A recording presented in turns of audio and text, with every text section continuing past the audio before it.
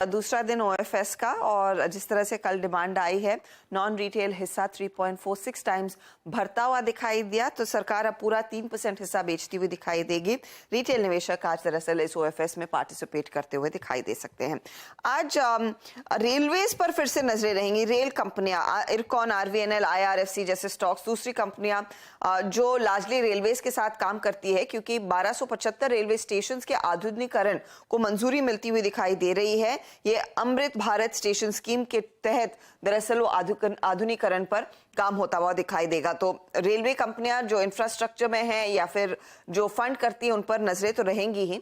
साथ ही साथ आईआरसीटीसी भी नजरें पर रहेगी, क्योंकि केटरिंग कारोबार में दरअसल थोड़ी सी रीस्ट्रक्चरिंग की तैयारी होती हुई दिखाई दे रही है। उसके लिए कंसल्टिव कमेटी बैठेगी और एक पैराडाइम शिफ्ट लाना चाहते हैं इस केटरिंग बिजनेस में, जहां पर ग्रोथ देखने को मिल रही थी आईआरसीटीसी के लिए।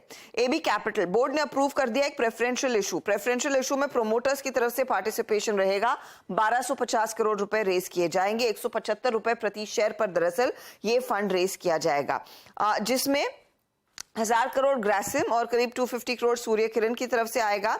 इक्विटी डाइल्यूशन इस पर्टिकुलर प्रेफरेंशियल इशू के बाद एबी कैपिटल में नियरली 3% के आसपास होता हुआ दिखाई देगा, और फिर ग्रासिम का स्टेक 54.93% पर आ जाएगा इस प्रेफरेंशियल इशू के बाद, और सूर्य किरण का स्टेक 1.5% के आसपास आ जाएगा इस प्रेफरेंशियल इशू के बाद। तो वो स्टॉक आप रेडार पर रखेंगे।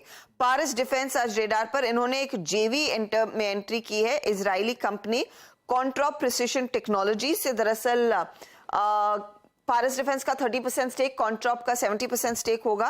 Primarily electro opticals, infrared systems etcetera बनाते हुए दिखाई देंगे।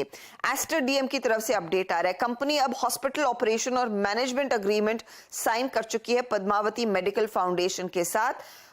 पद्मावती मेडिकल फाउंडेशन एक 130 bed tertiary super speciality hospital है केरल के कोलम डिस्ट्रिक्ट में।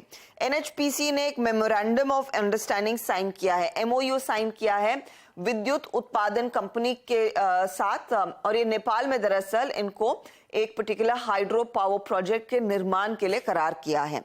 मैंगनीज ओर, कल भी खबरें थी यहाँ पर, आज भी अपडेट आया है। मे बिजनेस का अपडेट है, मैंगनीज ओर का प्रोडक्शन करीब 43% बढ़ा है।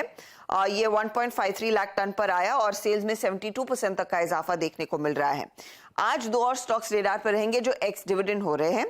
इंडसइंड बैंक 14 रुपए का डिविडेंड इन्होंने घोषित किया था, तो वो एडजस्टमेंट होगा, और इन्फोसिस 17.5 रुपए का डिविडेंड की जो घोषणा हुई थी, आज भी वो एडजस्ट होता हुआ दिखाई देगा।